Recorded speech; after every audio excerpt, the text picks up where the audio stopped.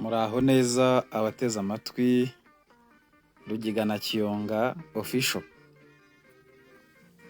Uyu munsi rero ngiye kubagezaho umwandiko witwa Isake na Sakabaka. Nkuko mu bihe byabayeho twajyaga tubyiga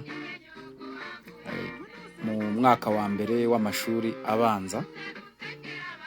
Ni umwandiko wari mu nteganyanyigisho y'amashuri abanza. Uyu mwandiko ukaba waragaragaraga mu gitabo cyo mu mwaka wa mbere. Isake yagiye guhaha, ivuyeyo ihura na Sakabaka. Isake ikubise Sakabaka amaso iratura, maze ukuguru iraguhina. Sakabaka ibaza Isake iti, uhahiye he? Barahaha bate?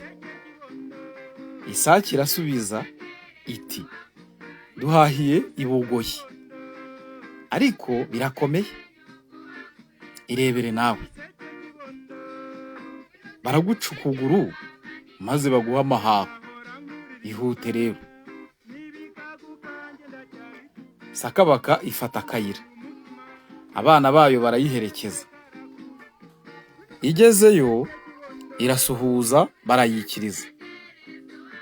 Ibaza uko bahaha vuba na vuba. Batarayisubiza iti, nimuduce amaguru maze muduhahire.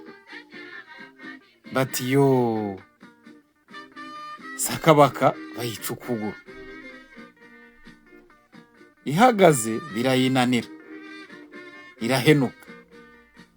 Iheraho abana bayo irahenuka, ihera aho. Abana bayo bati, nibite se dawe? Sakabaka iti, nimutahe, ariko kuva ubu muziture abana ba Rusake, muziture abana ba Rusake. Abana ba Sakabaka bataha barakaye, bakomeza kuzira abana ba Rusake. Nuko Rusake yagiriye nabi Sakabaka. Tureke kugira nabi kuko ari bibi.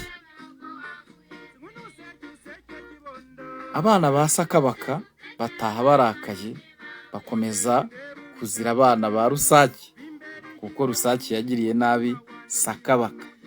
Kakantu abana mwumva uyu mwandiko mukazirikane, tureke kugira nabi kuko ari bibi.